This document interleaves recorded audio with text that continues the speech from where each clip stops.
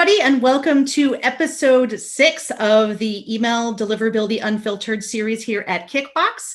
We've got Cathy joining us, so I'm really excited to have her here today. But to introduce the topic, email marketing is a channel that more often than not is the chief driver of traffic, conversions, and revenue for a brand. It has an average return on investment of about 42 to 1, and when fully optimized can show even greater returns than that for your email program.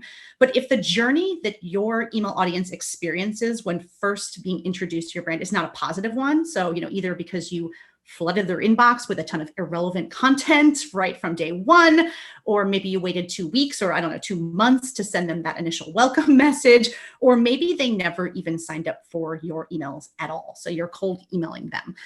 These kinds of experiences can severely impact your ability to build a loyal following for your brand, and your ROI from email will be nowhere near that average that I mentioned. In fact, your chances of hitting your sales goals through other channels are also at risk if you don't nail this customer experience piece.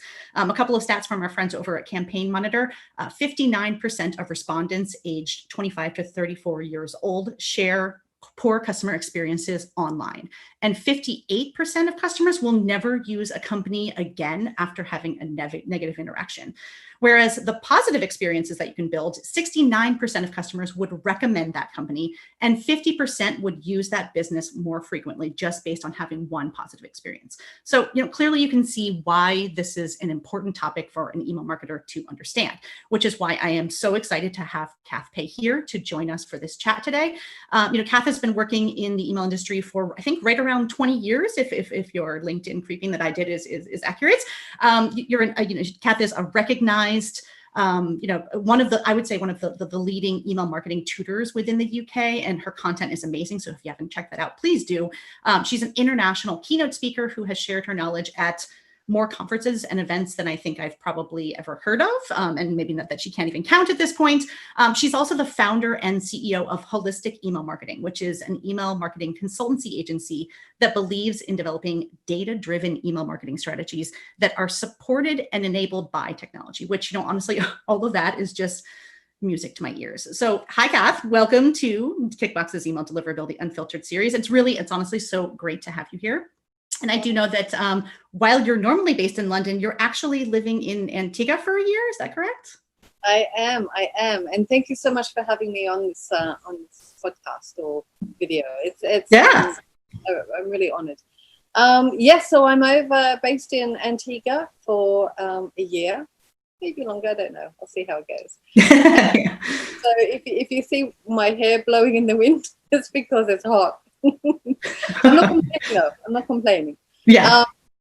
So it's all exciting, and I've got a great team in London, and we're really fortunate too. Though we've got about 50% of our database or our clients are based in the US and in North America, and 50% are in UK and Europe. So it's kind of like okay, I'll give the time zone over here a bit of a go. I love it. Yeah. Gosh, I'm actually really jealous. I'm living in Southern California, so I can't complain too much about the weather, but yeah, I would definitely swap places with you. So, cool. All right. Well, honestly, Cathy, I would say like your company's name alone should give our audience, I would say, like a good idea of kind of how you and your team sort of approach email strategy. And I think one of the things that I love about your approach is that it's really all about like treating people like humans and marketing to them in like a respectful way that actually helps build that loyalty that we're going to be talking about so much today. And I think actually one of the first times that I heard you speak in person was during one of the EEC's Email Evolution conferences a couple of years ago. I think it was actually one of those little lightning rounds that they had, one of those lightning round sessions. And I'm probably going to butcher what you said because it was a couple of years ago, I think. But essentially, you were talking all about how you should treat your email subscribers kind of like friends. And how, as you do with friends that you tend to care about, you should show them respect, right? Namely, treat them well if you want them to stick around and be there the next time that you want to have a coffee, which really just hit home for me, right? Because, nobody wants to hear from that friend only when they need help with, moving or you babysitting their kid or something like that. Really, it's just, appreciating that human and I guess that holistic perspective that you bring to our industry. So I know you recently just released a brand new book that's called Holistic Email Marketing, a Practical Philosophy to Revolutionize Your Business and Delight Your Customers. And I'm hoping we're going to learn a little bit more about that today as we kind of walk through a discussion on customer experience and learn more about that holistic approach that you bring to email. So for now, I'll just say that I'm really excited to read it. We will mention a link to it within the show notes that I think are right below this. But basically it is currently available on Amazon. So go pick it up and check that out. But really, I do think, Cath, your approach is like a perfect match for this topic today, because it's all about how customer experience can boost email engagement, or I guess not, right? So, but I'd like to start with a personal question for you, Cath. And, I know, a lot of the email folks that are sort of in my circle are deliverability folks. And so most of them are kind of working on the vendor side, either at ESPs or a company like Kickbox. So I'm really excited to ask you this question, as you're working kind of more on the agency side, you're working more directly with customers and things like that. So I guess, what is your favorite part of email? And I guess, why is it that you do what you do? Like, why have you been in this industry for so long, and what do you get out of working with customers? Yeah, that's a great question. After being in the industry for over 20 years, I'm still incredibly passionate about email, and it is ever changing, ever evolving. So it's keeping me busy. It's keeping me still stimulated enough. It's not like it's, sort of a flat channel and I have to find things to sort of, keep me occupied. But for me, email is exactly what you said at the very, very beginning. It delivers the highest ROI and out of all of the channels, right? And one of the reasons I think that is because it's one of the very, very few push channels that there are. And so and this is going to come through this conversation a lot today. Yeah. Because it is that push channel, right? It means that we have the privilege of pushing our messages to our customers and recipients whenever it suits us, right? Right. Yeah. So it's incredibly powerful. We're not waiting for them to come. We're not waiting for them to have a need and come to us. We literally are just appearing in their inbox, and they can, of course, they've got a choice. Do they want to read? Do they not want to read? Do they want to save for later? Do they want to unsubscribe, right? Yeah. But I think, this kind of brings us around to, which is why I'm such a big believer in the holistic sort of philosophy, is essentially because we have that ability to push, we have to be very, very mindful of the customer. Right. Too often, marketers are very, very concentrated and focused on the brand and their KPIs. And to be honest, that's what they're paid to do, right? Yeah, that makes sense. We weren't focused on that. But how you can translate that and turn that into something that's suitable and palatable and appealing to your actual database, that's where the magic comes in. That's where the holistic approach comes in. That's where we really, really need to be skillful, right? And so for me, I guess part of mine, because I've always been incredibly passionate about marketers. And that has been one of the things that's sort of driving me along. So for me, one of the reasons why I'm still here in email is because there's still a lot of teaching and learning and everything to be happening, both by myself, but also to be conveying that as well. Right. And so I'm really excited that I'm here today talking about customer experience, which is integral to the holistic approach. And basically, obviously customer experience isn't just an email centric or an email topic. It's all about the customer, which is the essential thing. But for me, email often kickstarts that customer journey because we are that push channel. This was a very elongated way. We're doing elongated today, aren't we? So like a big roundabout way of coming back down to the push channel. So what we're doing is we're pushing our messages, and so it kickstarts that customer journey. And if we get it wrong, then we will pay the price for it as such. Yeah, but if we get it right, again, we get to benefit from it. So yeah.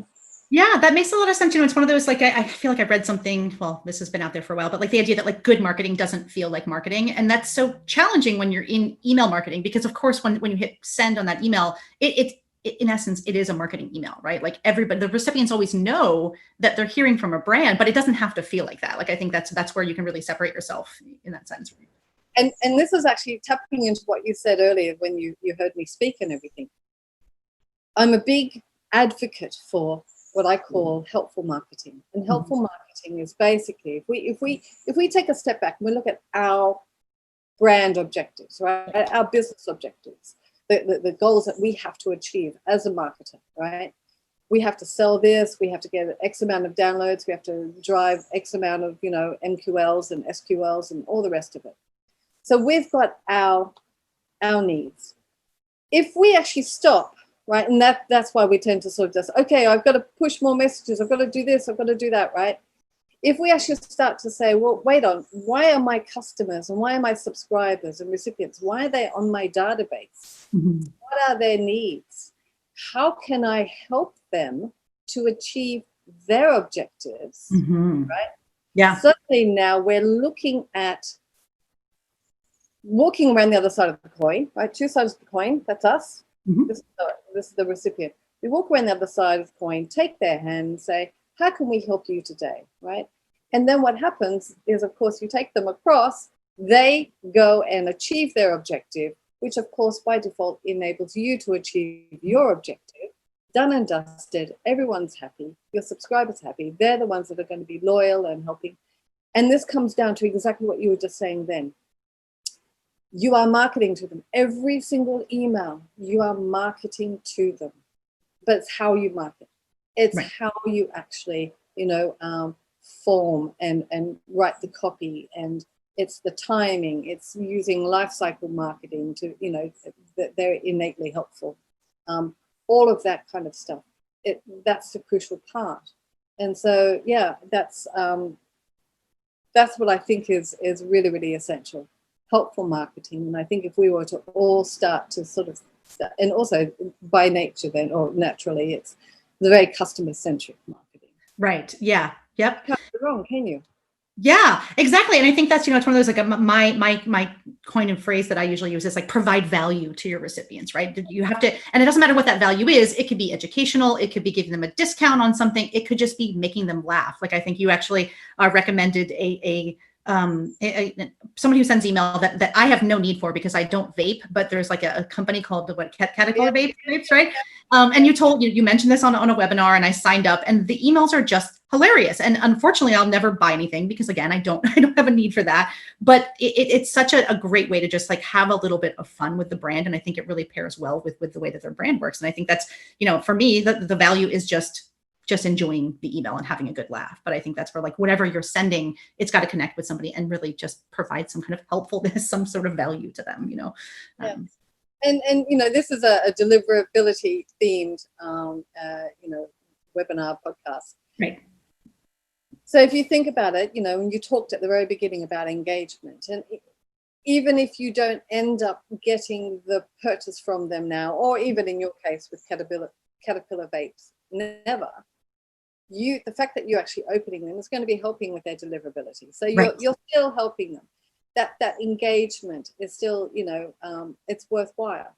And obviously you want the engagement that actually then over time will convert. But, as Tesco in the UK says, every little helps, Yeah, it's true. And that's such a great point, because I think that's, like, for you folks at home, if you've been following along with this video series, that recipient engagement is one of the main drivers for deliverability, right?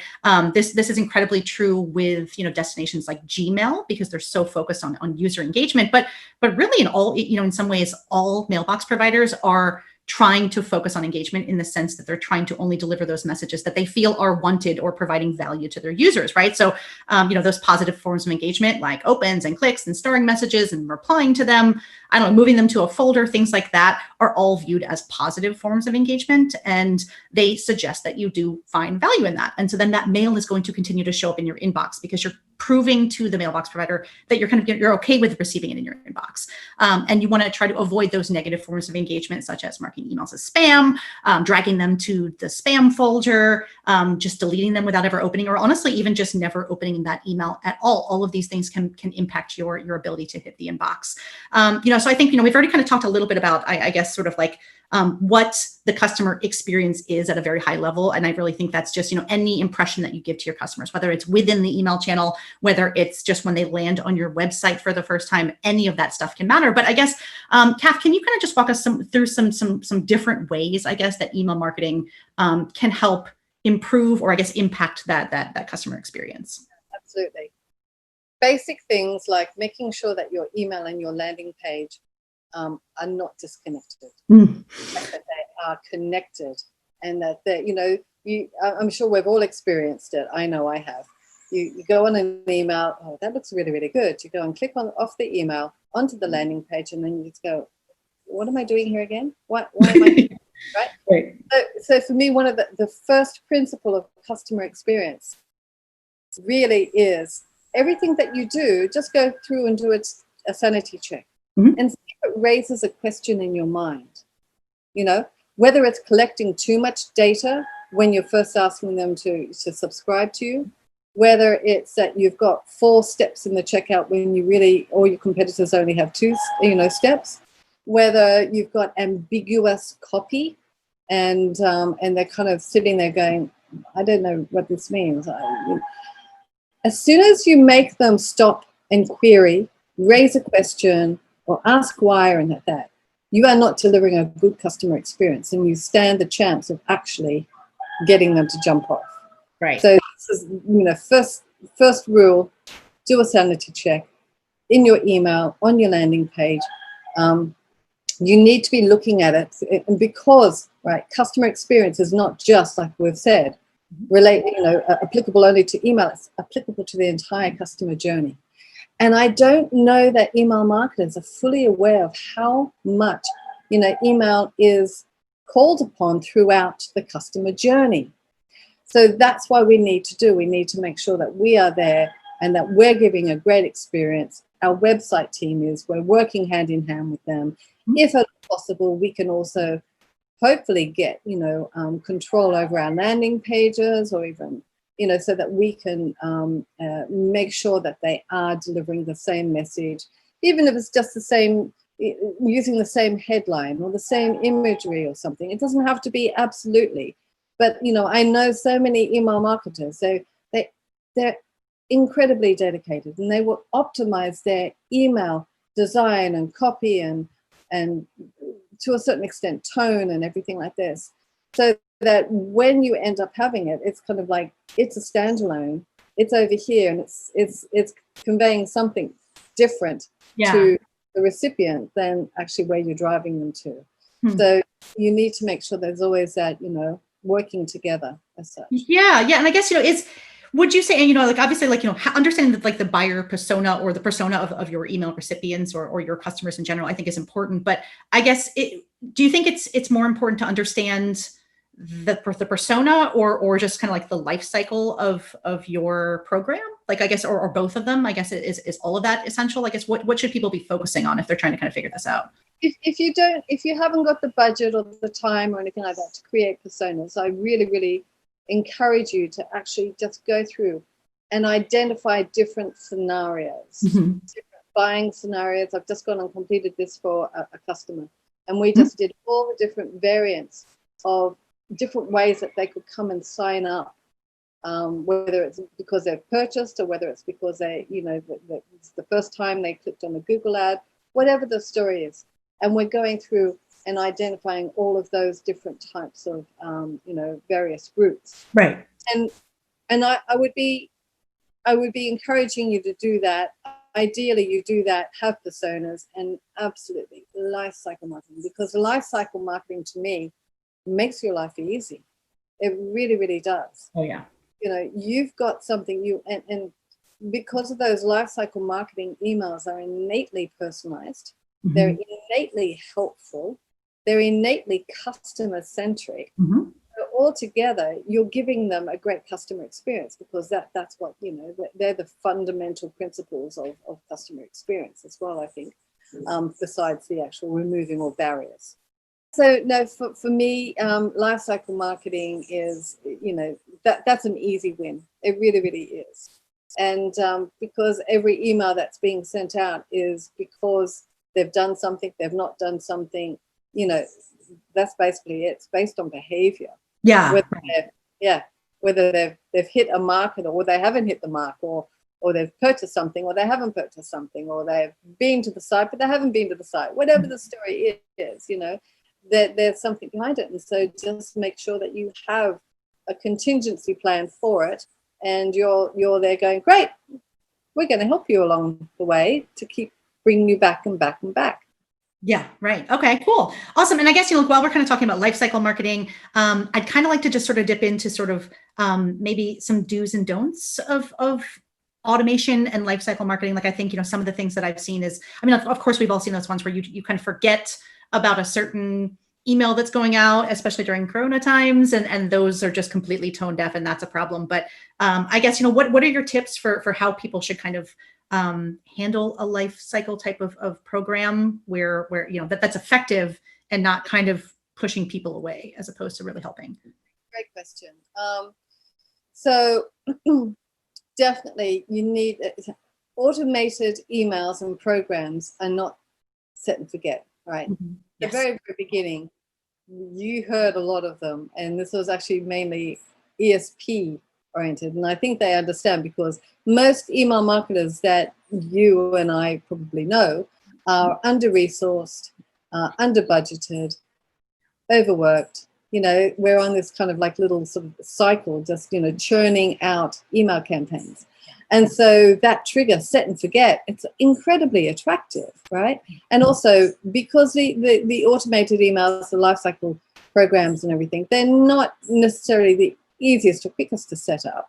Mm-hmm. And so they kind of came in with that kind of, you know, trying to sell it to you that way. But I think that was a real shame, because literally there's so many email marketers that just took them at their word and just, you know, forgot about it. So definitely don't set and forget. For me, it's exactly the opposite, right? I think that I'm a huge advocate for A/B testing. And I think we do too little A/B testing on automated programs. And I think that the best way to do it is actually when you're setting up your automated lifecycle program, we could call it a welcome program, abandoned cart, second purchase program, whatever you want to do. You set up two streams. Right, you'll have your A stream and your B stream, and you are testing a hypothesis, and you're creating different emails. Now, sometimes it might be the offer, sometimes it might be the approach, it might be educational versus benefit, could be, you know, whatever. So you're testing these different ones, and then after a period of time, you come up with the winner. Woo-woo! So that one now becomes your control, and then you go and replenish and change the hypothesis and replace it, right? So instead of the set and forget mentality, mine is a continually optimized mentality. Mm-hmm. And the beauty about this is you're not just benefiting with that particular program. Mm-hmm. If you craft your hypotheses well enough, you can actually be learning about your customers, and those learnings and insights can be brought over to your regular BAU campaigns, your Solus emails, your newsletters. Wow. It can even be taken over to your social campaign, you know, your social media, your landing pages, your website, your product pages, you name banner ads, you name it, because it's all about the customer, right? So to me, it's just a great way of doing it. So definitely do your A/B testing with your programs, because these are your life cycle marketing programs are some of the biggest money earners that you can be doing. So that the investment is well worth it. But if you just sort of go, oh, let's just do it, we'll leave it there, and then 2 years later you sort of go, oh, I wonder how it's doing, right? You haven't even checked. Oh no. You could actually be leaving a lot of money on the table. Yeah. Which right. is which is a problem. But one last tip too. Yeah. Because they are more complicated to set up, and I think that is actually a barrier for marketers to be doing them. Just take a little step at a time. Instead of doing a welcome series, do a welcome email. Instead of doing an abandoned cart series of 3, just at least do the 1. Or, all I'm saying is that make it as easy for you to be able to get something up and happening than not. And also don't kill yourself trying to get them all up all at once, because ideally you want to be learning from one to carry over the insights to the other, learn from that, carry the, you know what I mean? So it's, Sure. it's all iterative.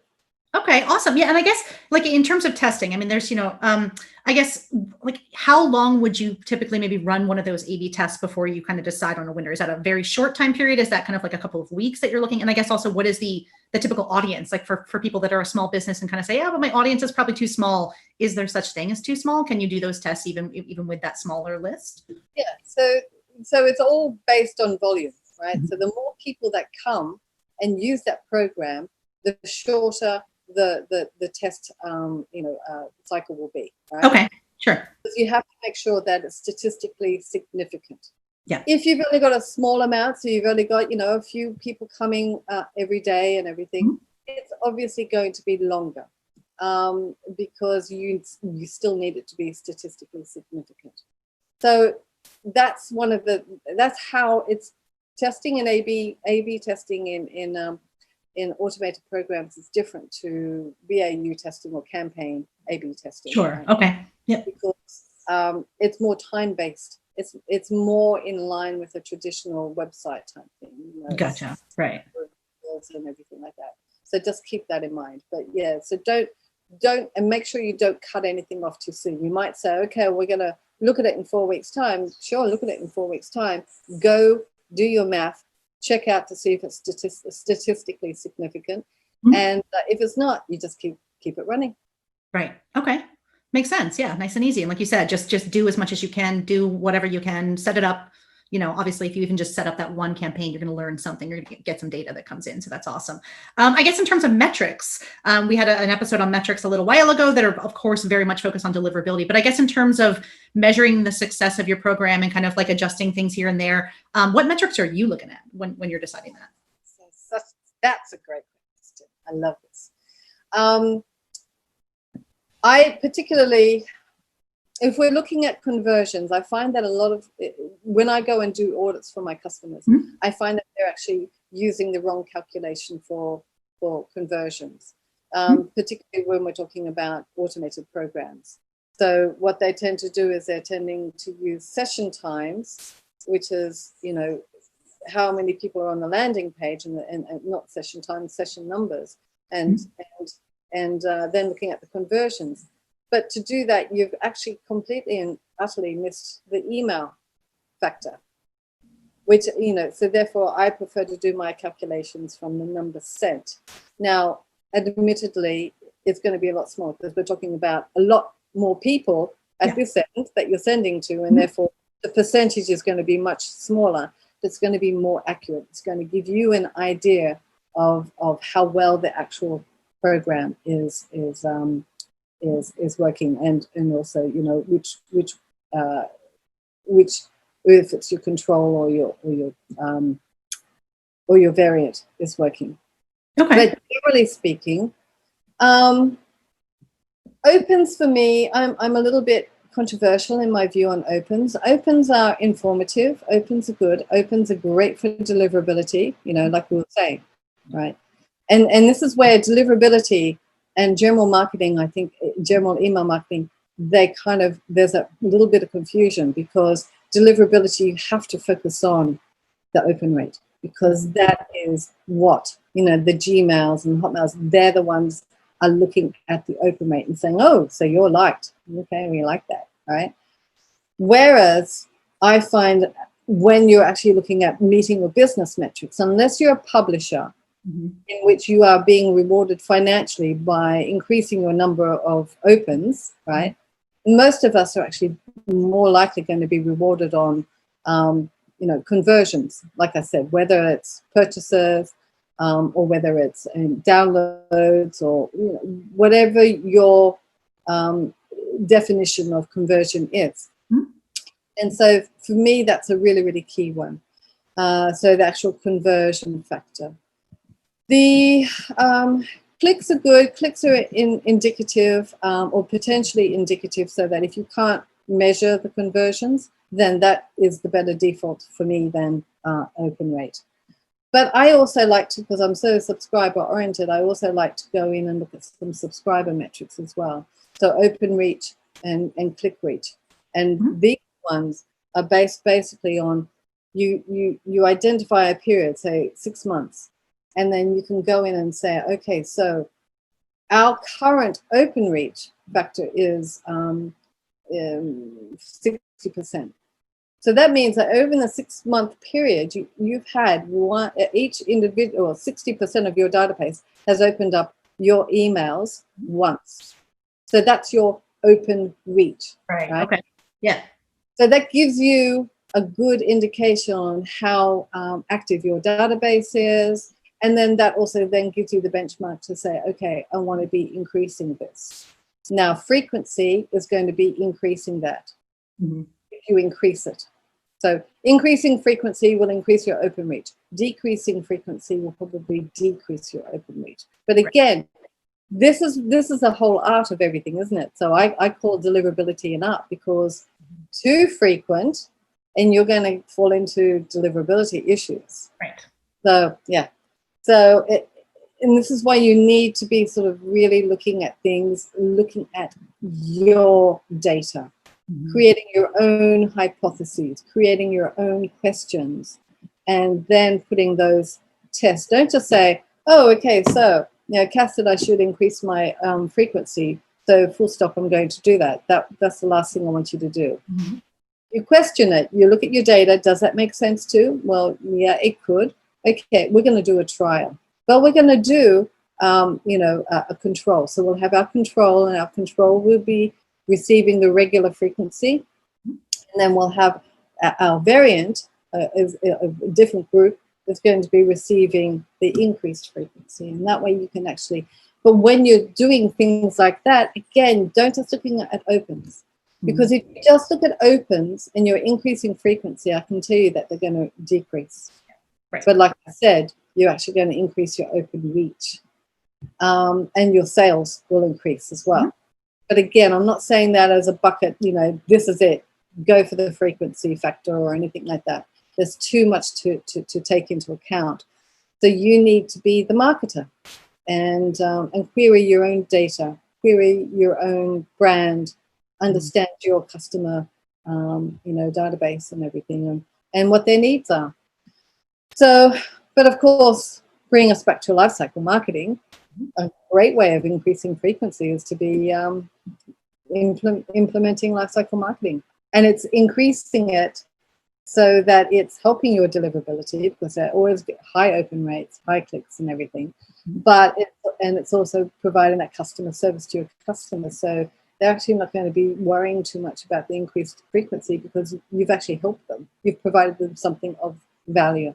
Right. Yeah. Makes sense. Yeah. And I guess, the negative interactions, right? So figure, spam complaints, of course, are very heavily weighted by mailbox providers. So I guess when you're looking at someone's program, do you see times where they run a test, or they're sending too many emails, or that the emails just aren't kind of helpful enough, and that leads to like high complaints and unsubscribes? Like, I think that's something that people tend to look at. They're like, oh, the open rates are amazing, but then they don't look at the fact that that's also the highest complaint rate they've had in 6 months as well, right? So how does that factor in?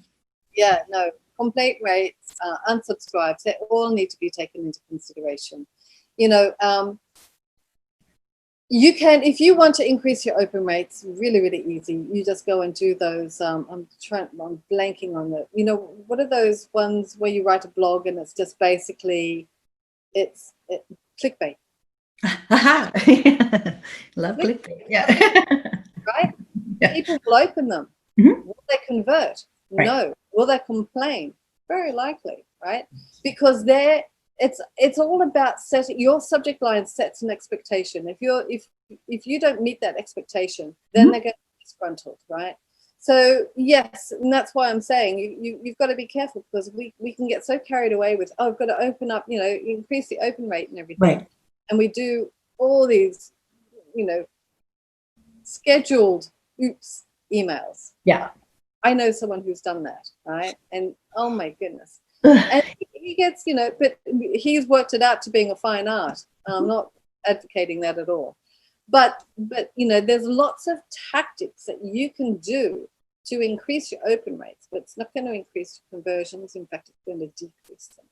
So that's why, looking at everything, looking at the whole picture, and that includes the complaints, the unsubscribes, the bounces, everything like that, is absolutely crucial. And that's why you should be measuring everything.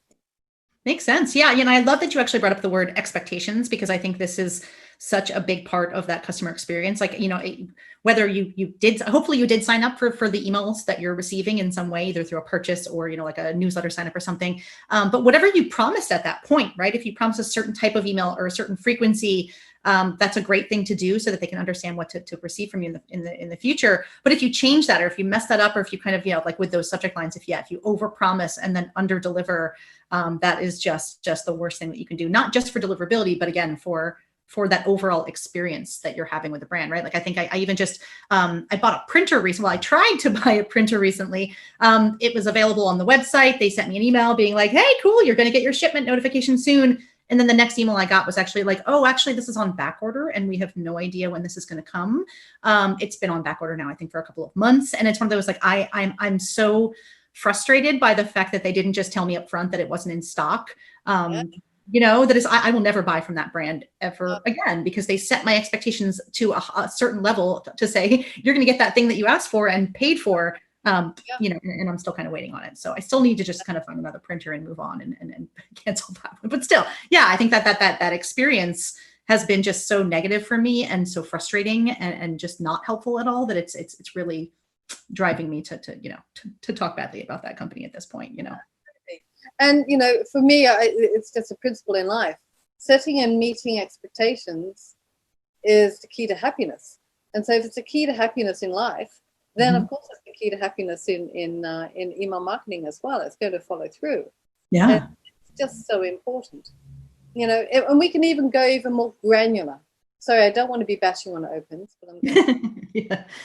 They're wonderful in ways. It's okay. It's okay. You can go for it. So if we think about, and I have done this so many times with my clients, you are doing a subject line, right? And you've tested and you found that the generic subject lines, i.e. the short, remember how we've always asked the question, right? Yeah. The last 20 years, that question has been asked of me. Are short subject lines better than long subject lines, or vice versa, right? How long should the subject line be? Mm-hmm. And to me, it's the wrong question to be asking. Mm-hmm. It's all about generic versus specificity. Yeah. So generic by innate nature are short, right? Specific ones are by innate nature long. Not always the case, but more often than not.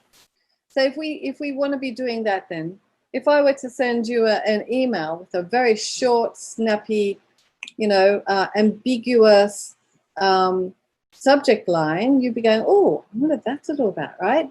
Yeah. But at the same time, you're there and you've got, I wonder if it's this, or I wonder if it's that, or, you know what I mean? Like your expectations have been set by yourself, right? Mm-hmm.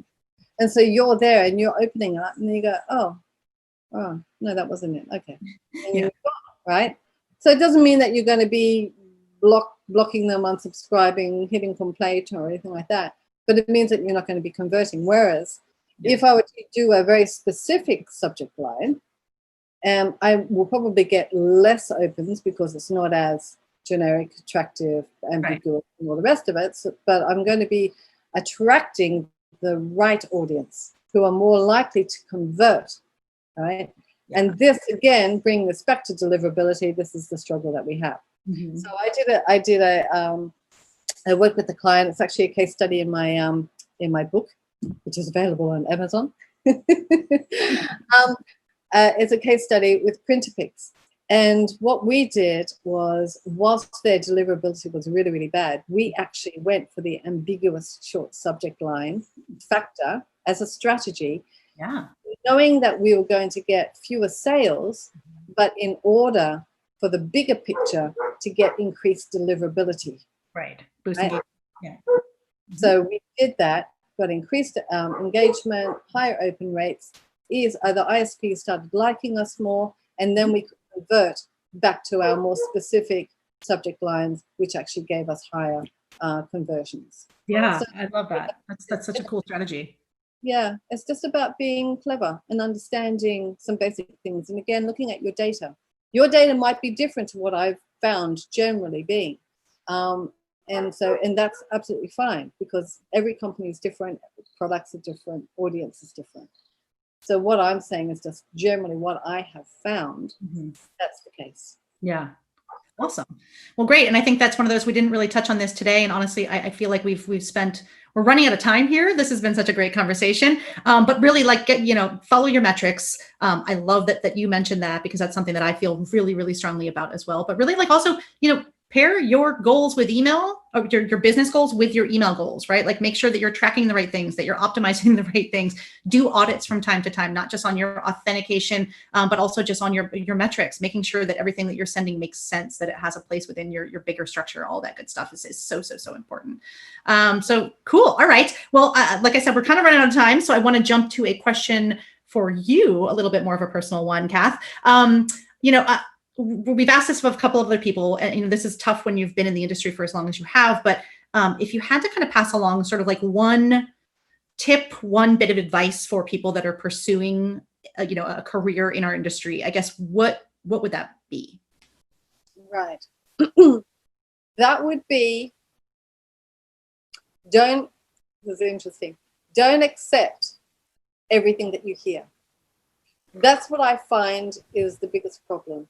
And this comes from, there's a root cause. And the root cause is because email marketers are under budgeted, under resourced, overworked, right? So therefore we tend to sort of go, oh, there's an article, so-and-so wrote it, brilliant. I'm going to read that. Oh, okay, that's it, done and dusted. They forget the extra step of, wait on, is this applicable for my business? Is this applicable for my business needs?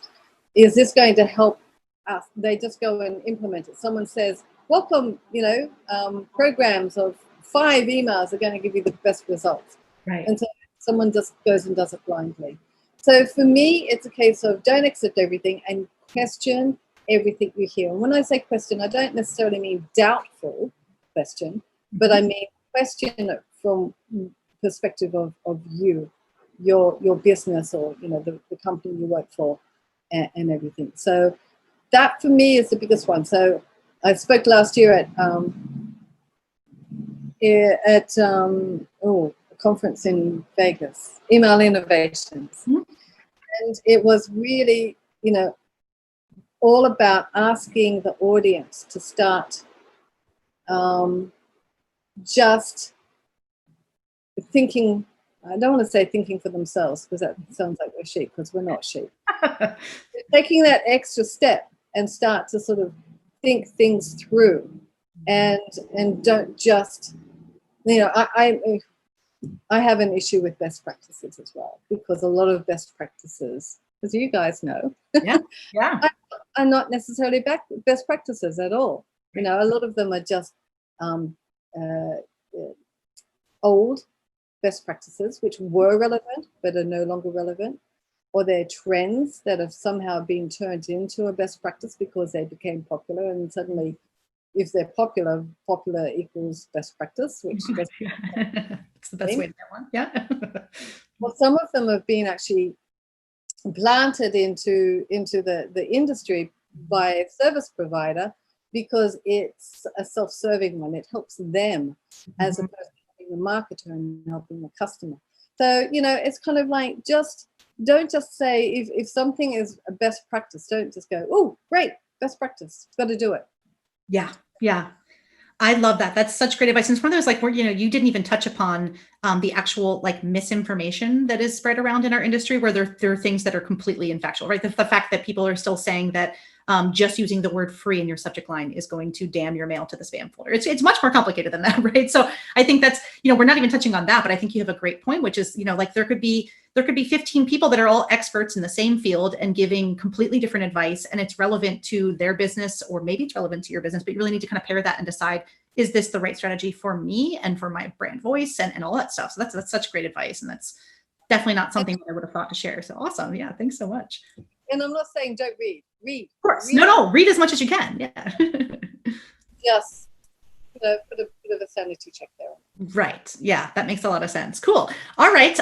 Great. Well, audience, I think if you guys have been paying attention at all today, you probably now realize the true importance of, why the customer experience is ever so important, not just with email, not just with deliverability, but just for your overall brand, right? So by focusing on a holistic and let's say like a more human approach within your email marketing strategy and implementing some of the tactics that Cath was talking about today, you should be able to improve your experience for anybody who's interacting with your brand. And of course, that's going to help your email program. So I guess fellow email geeks, stay tuned for the next episode. As I mentioned, it's going to be us digging into a bunch of misconceptions about email.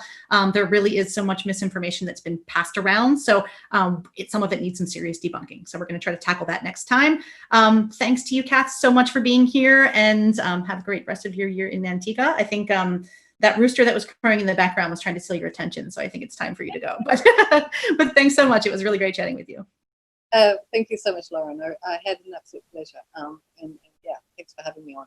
All right. Thanks. All right. Bye, everyone.